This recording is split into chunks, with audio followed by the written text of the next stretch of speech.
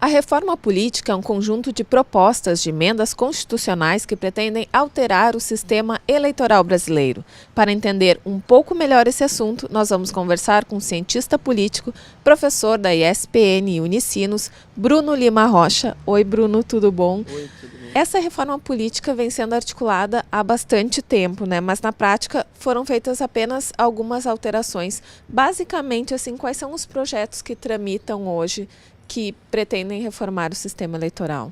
Bom, primeiro o projeto que está tramitando na Câmara e que tem o apoio do blocão, que é o bloco, aquilo que a gente chama de baixo clero do Congresso, comandado pelo Eduardo Cunha, prevê basicamente a autorização definitiva para que as empresas privadas possam ser doadoras de campanha e também aquilo que eles chamam de distritão, ou seja, que vamos ter os mais votados num estado, o estado vai ser um grande colégio eleitoral e não vai ter mais a figura do puxador de voto, puxador de legenda.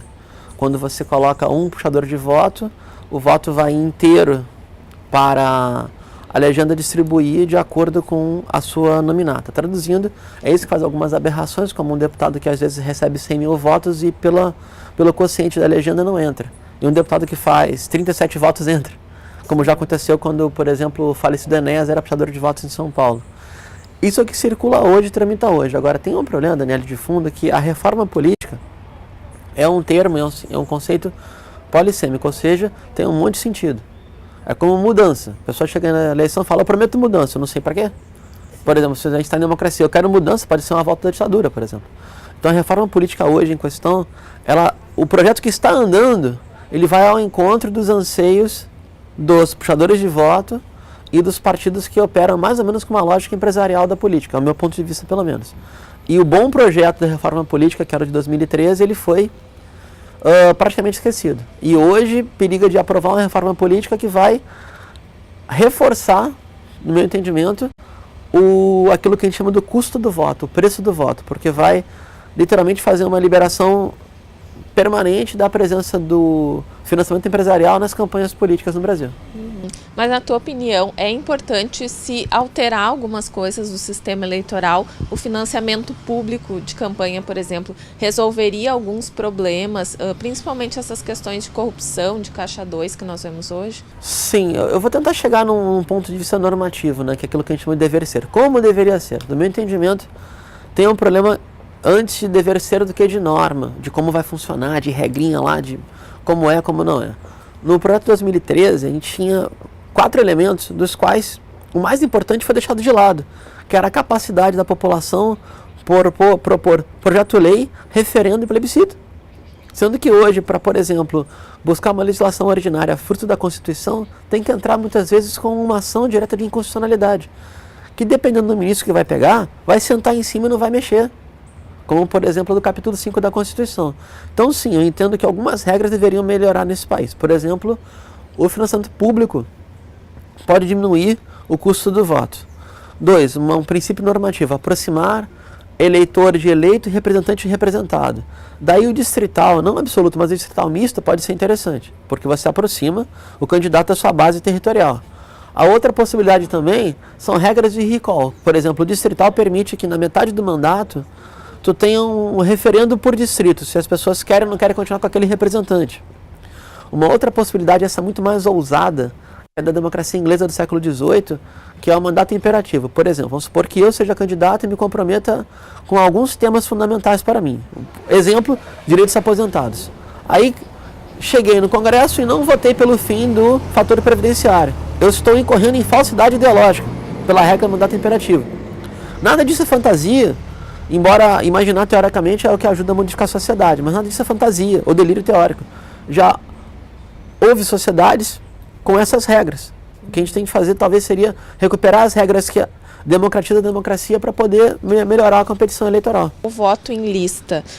Esse voto é bastante polêmico, né? Porque ele não daria mais poderes aos partidos para escolher, né, os seus candidatos. As pessoas não teriam mais como escolher o candidato, né? Ela votaria no partido. Como é que funciona? Depende da regra. Por exemplo, se for distrital, as pessoas votam no partido do seu distrito. Se for distrital com lista, você pode votar um X número de cadeiras fica reservado para disputa entre distritos eleitorais e um X número fica disputado entre listas. Se a lista for fechada, quem determina a lista é a correlação de forças na interna do partido. Se a lista for variável, é o eleitor que pode mexer a lista. Pode colocar, por exemplo, o candidato de número 5 na convenção partidária como seu primeiro. Mas o bom senso diz que a lista depende da executiva estadual e do grau de democracia interna dos partidos, ou seja, em último caso, das suas convenções. E o voto nominal depende da relação direta entre indivíduo e eleitorado. Eu entendo que fortalecer os partidos políticos de quaisquer espécie fortalece o sistema democrático mais do que os indivíduos, porque aí impede a chegada do arrivista.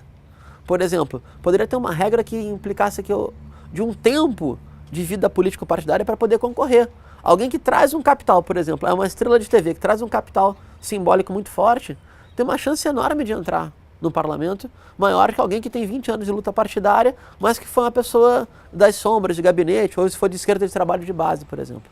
Aquilo que fortalece a vida orgânica dos partidos e a democracia interna dessas legendas seria o mais recomendável, mas eu também não posso vender uma ilusão. Em geral, onde tem lista, tem um reforço das executivas estaduais. E onde tem distrito, tem um reforço de, por exemplo, dinastias políticas. O mais recomendável, por exemplo, se fosse distrital, era proibir a reeleição para o parlamento. O problema é que o Brasil permite a reeleição ad eterno. Então a gente nunca... O Eduardo Cunha, por exemplo, que está no seu 11º mandato. Sim, o Henrique Eduardo Alves, que se não me engano foi o seu primeiro e único emprego, foi ser representante político. A tendência do parlamento, a tendência talvez seria a sina do parlamento, é ser uma representação o inverso da população, ou seja, ele representa o andar de cima com o voto andar de baixo. Solucionar essa questão é quase insolúvel, mas diminuir esse abismo seria, no meu entendimento, a regra correta. E, obviamente, não é a regra que está sendo votada no Congresso hoje. Tu és a favor da cláusula de barreira? Hoje em dia eu sou, mas eu vou lhe falar qual é o problema. O problema é que no Brasil a gente tem mais partido do que ideologia. Eu vivo de política, tá? Eu vivo de dar aula de política, debater, discutir, escrever, analisar, ser analisado, ofender, ser ofendido. E eu não conheço 39 ideologias políticas no planeta, é impossível, que dirá 43. Então a gente tem uma condição de competição entre os partidos que é muito mais uma competição entre legendas do que um debate ideológico. E representa a democracia frágil. Exemplo do Haiti. O Haiti agora liberou para formação de partidos políticos. Tem 70 partidos políticos no Haiti.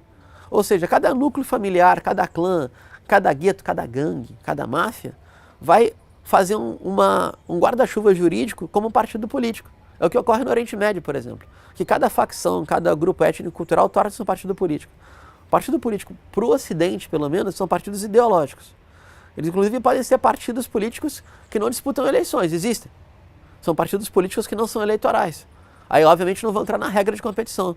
Mas eu entendo que sim, para disputar a eleição era bom que tivesse cláusula de barreira. No dia 24 de março, o Senado aprovou o fim das coligações nas eleições proporcionais. Acredita que isso vai tornar mais justa a composição das casas legislativas? Não faz muita diferença? Menos injusto. Porque a coligação proporcional, ela é uma coligação de casualidade, aquilo que a gente chama da regra do casuísmo. No meu entendimento, só teria uma regra possível para manter as coligações, tanto na proporcional como na majoritária. A proporcional é uma excrescência. Na majoritária, ela deveria ser verticalizada. Então, no meu entendimento, Bruno, tá, o que deveria fazer? Ano eleitoral, um semestre para o nível de governo municipal, um semestre para o nível de governo estadual e federal. E uma convenção até março e verticalizada. Coligou para o governo federal, coligou para todos os municípios do Brasil. Porque, do contrário, o eleitor não identifica o mapeamento político ideológico. Fica um sistema político sem extremos. E tudo centro. Quando joga tudo pelo centro, na verdade é tudo pela oportunidade. Então, no Brasil, é uma curiosidade. Não tem direita. Embora a direita seja majoritária. Quando a direita aparece, ela é uma direita ideológica, não é uma direita político-partidária. O que ajudaria? Querem coligar por direita? Tudo bem, façam um bloco, um bloco histórico da direita. Então, um bloco de alianças de direita. Querem coligar pela centro-esquerda? Façam um bloco. Querem coligar por esquerda? Façam outro bloco. Não é possível que um partido, como foi nas eleições passadas, qualquer legenda tenha uma coligação para o governo federal distinta e em animosidade com a coligação com o governo estadual. Isso é um absurdo. Um exemplo é a PT e PMDB aqui no estado, né, que são rivais históricos e estão coligados no governo federal. Com certeza, porque o que acontece na prática no Brasil? A gente tem uma regra eleitoral que não permite os partidos provinciais, os partidos estaduais, mas na prática nós temos partidos provinciais, como é o caso da Argentina. A Argentina tem partidos políticos que só existem em algumas províncias, regiões ou estados. Lá eles chamam de província, né? No Brasil também. Dependendo da oligarquia que está à frente do partido político, o PMDB, por exemplo, do Rio Grande, não é o PMDB que vai dialogar com Temer ou com Cunha. Mas não teve convenção nacional?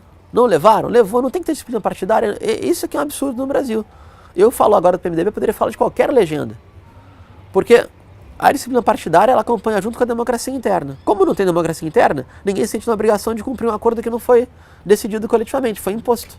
Isso que acontece aqui. As eleições do ano passado, principalmente em nível federal, mostrou um grande envolvimento das pessoas nas redes sociais, né, uma polarização. Como o senhor acompanhou esse movimento nas redes sociais? Primeiro, eu considero positivo.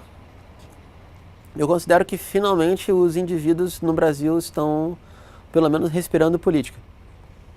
Por pior que seja o tipo de política que se respira política. Então, é muito tenso na rede social, porque assim como na relação entre aquilo que é produzido na indústria da comunicação e aquilo que é produzido de uma forma alternativa ao artesanal de comunicação, a gente sabe que é tipo para 1 para 8, 1 para 7. No auge dos protestos de 2013 em São Paulo, de cada 10 tweets, 8 eram retweetadas do Estadão. O mesmo ocorre nas redes sociais.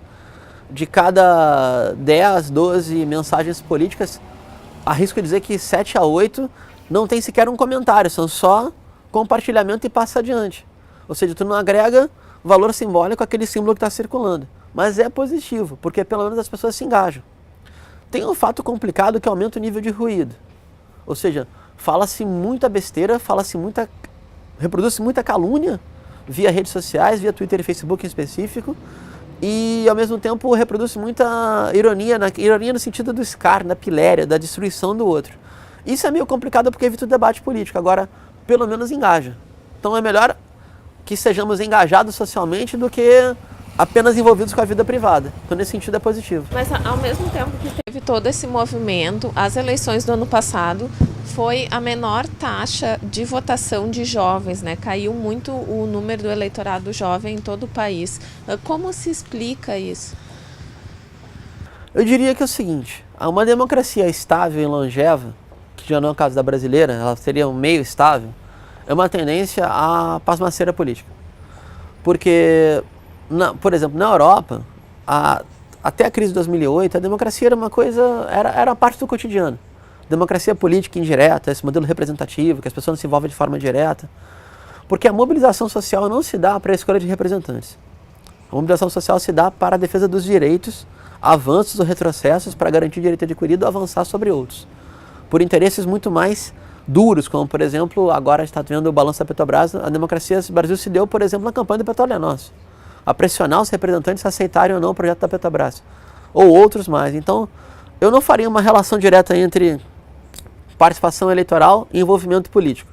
Eu diria mais, há envolvimento político no Brasil e há um profundo rechaço à forma como faz política profissional no Brasil. Por isso dá esse abismo. Esse abismo é uma tendência à democracia, aspas, estável, aspas, longeva, mas esse abismo tende a aumentar, no meu entendimento. A não ser que a gente tenha de novo a conversa inicial, uma reforma política que habilite os grupos, indivíduos e setores da sociedade brasileira que não podem fazer política e lobby todo dia, a proporem projetos, leis e emendas, plebiscitos e referendos. Por exemplo, esse PL 4.330. Isso mexe com a força de trabalho no Brasil, das terceirizações. No meu entendimento, isso passaria por um plebiscito. Isso não é uma leizinha ordinária, isso não é nenhuma leizinha ordinária, isso é uma lei ordinária. Isso é uma lei que, embora ordinária seja, altera a forma de vida dos brasileiros e brasileiras. Então, democracia seria isso. Kratos, mando, demos povo. O mando do povo tem que decidir como vai viver. E não como através de eleições, a representação indireta vai decidir como nós vamos viver. A gente tem mecanismos hoje de democracia eletrônica capazes de fazer avançar isso. Por isso a pasmaceira. Por isso o afastamento do envolvimento político direto e prefere, por exemplo, ficar opinando e xingando pela rede social, que se sente mais protagonista, pelo menos. E o senhor acha que também essas questões né, do rechaço dos políticos, da falta de envolvimento nos movimentos sociais e que deu essa guinada dos jovens à direita? A gente tem visto isso muito ultimamente. Eu faria duas inflexões, tá? Três, na verdade. Uma, a gente tem no Brasil um decênio já, uma década e 2 anos de um governo que se diz centro-esquerda, mas seria uma coalizão de centro-direita, e que realmente a vida material dos brasileiros tem melhorado. Mas essa vida material não veio por uma melhoria através de conquistas sociais, é uma melhoria através de reconhecimentos básicos de direitos. Isso gera bastante desmobilização. E outro fator também é que a gente vive um regime econômico pós-fordista. Então, para o pessoal poder entender, todos nós trabalhamos e estudamos de alguma forma.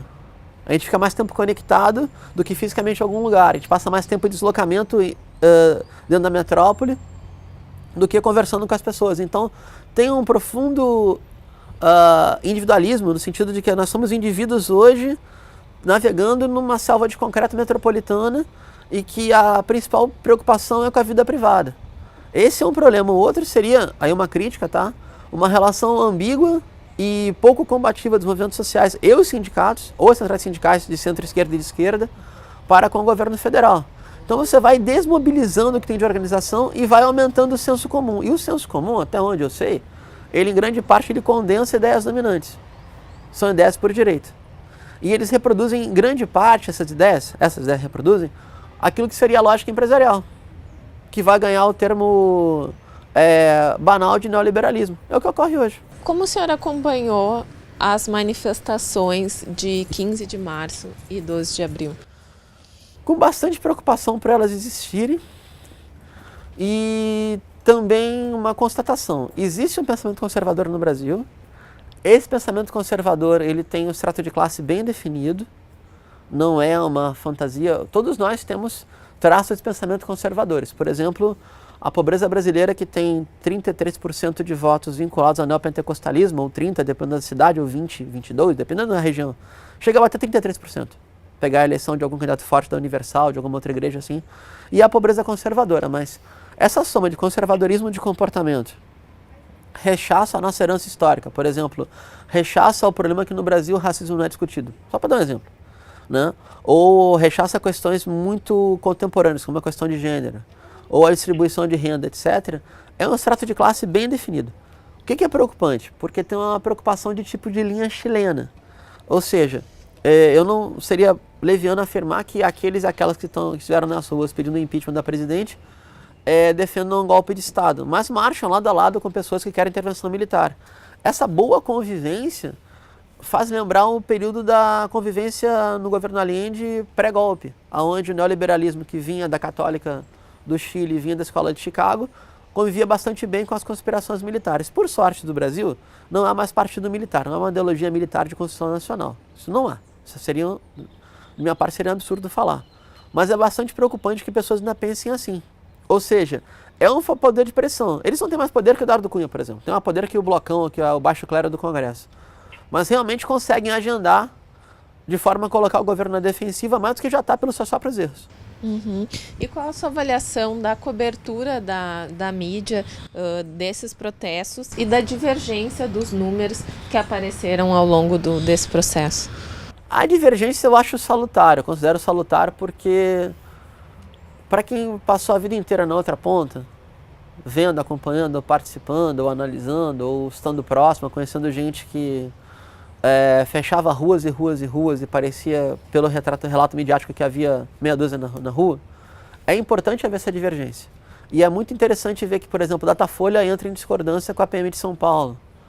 Ou seja, há uma tensão mesmo entre, por exemplo, as empresas de comunicação de São Paulo e o governo do Estado. Mas eu diria que a cobertura, em geral, e em particular da Globo e da Globo News, são tétricas, porque não tem contraditório. Então, por exemplo, eu não posso conceber que alguma comentarista política entreviste algum organizador de protesto e não cite a sua vida pregressa. É uma situação absurda. Boa parte daquelas pessoas, tem o direito de fazer isso, defendem, por exemplo, o fim do salário mínimo, com um texto assinado e publicado na internet. Assinado em instituições ditas sérias, ou pelo menos reconhecidas, não é um texto apócrifo. Então, como é que eu vou ter a expectativa que alguém vai comentar politicamente um ato sem colocar quais são as ideias base de quem está ali. Por que ninguém entrevista alguém que defende a volta do golpe militar? Senhora, por que a senhora defende a volta da intervenção militar? Me explica. Você não vê contraditório na cobertura. E o outro problema muito grave é a cobertura em tempo real, como se fosse um grande evento, um grande acontecimento. Transforma um fato político num grande acontecimento midiático. Coisa que não ocorrera, por exemplo, em 2013, quando dos protestos. A mídia em escala empresarial só chegou para querer, como a gente chama, sequestrar a pauta, impor uma pauta diferente daquela que estava sendo defendida nas ruas. Esse nível de conflito entre a verdade factual e a narrativa, no meu entendimento, é a desgraça do jornalismo. Como o senhor vê os pedidos de impeachment da presidente Dilma e isso tem algum fundamento? Por enquanto não. Por exemplo, a aprovação das contas pelo TCU, a pedalada fiscal que foi feita, eu entendo que não. Entendo que não é só um entendimento meu, né? Nem o Eduardo Cunha entende isso. Mas se algum fato for associado à presidenta, algum fato vinculado, por exemplo, fraude fiscal, contabilidade criativa na Petrobras, algum crime de responsabilidade em relação à Petrobras, é parte da regra, é parte do jogo democrático, mas com certeza o impeachment hoje seria uma forma de golpe branco, porque não há fato. Lembrando que o impeachment é um processo político, não é um processo jurídico. É bom ter um fundamento jurídico, mas é um processo político. No momento eu vejo que não há fato. A soberania popular escolheu a presidenta e ela está em maus lençóis, no meu modesto entendimento, porque ela prometeu uma coisa em campanha e faz outra no exercício do segundo mandato. Essa é a situação de crise que está o governo. O governo está vendo uma crise porque ele fez um discurso muito acirrado no segundo turno, um discurso classista, de tipo plebiscitário, e faz um governo de coalizão de centro-direita, entregando postos-chave, destinos básicos da nação a grupos de poder, às quais ele tentou servir durante anos e agora se servem dele. Na tua opinião, vai haver alguma mudança significativa na política brasileira nos próximos anos? Eu tenho medo, Daniele, de confundir a minha análise com meus desejos, tá? Mas eu entendo que sim, eu entendo que a gente está vivendo um momento bem interessante, onde existe uma constatação, está vivendo um momento que seria de fim de ciclo de hegemonia. Porque a gente fazendo uma linha histórica, o Brasil teve algum ciclo de hegemonia de esquerda, tá? Poderia narrar de 1990 a 1930 o anarquismo, de 34 a 64 o Partido Comunista do Brasil, à época PCB ainda, depois mudou a sigla, e depois mudou a legenda, ficou brasileiro, mas a linha de Moscou. E da abertura para cá, o ciclo do PT, que agora está na curva descendente. Então a gente está vendo um novo momento de ciclo de hegemonia da esquerda. Só que essa mudança de hegemonia da esquerda paga uma conta histórica muito grande. Eu diria que o anarquismo nunca mais se recuperou do que fora nos anos 30. O Partidão, depois do golpe militar e o AI-5, nunca mais foi o que chegou a ser nos anos 50. E tampouco a gente vai ver uma reedição do PT hegemônico até a vitória de Lula em 2002. Essa mudança de ciclo vai demorar para amadurecer. E talvez o aprendizado da população brasileira seja que seria uma ilusão entrar para o aparelho de Estado e achar que através do aparelho de Estado vai transformar a sociedade. Pode mudar algumas condições básicas de vida. Agora, o que transforma a sociedade é mobilizar a sociedade, não tomar o aparelho de Estado. Porque acaba que, na consolidação de grupos de poder, quem toma o poder dessa forma acaba se moldando a seus antigos adversários, que é o que está acontecendo.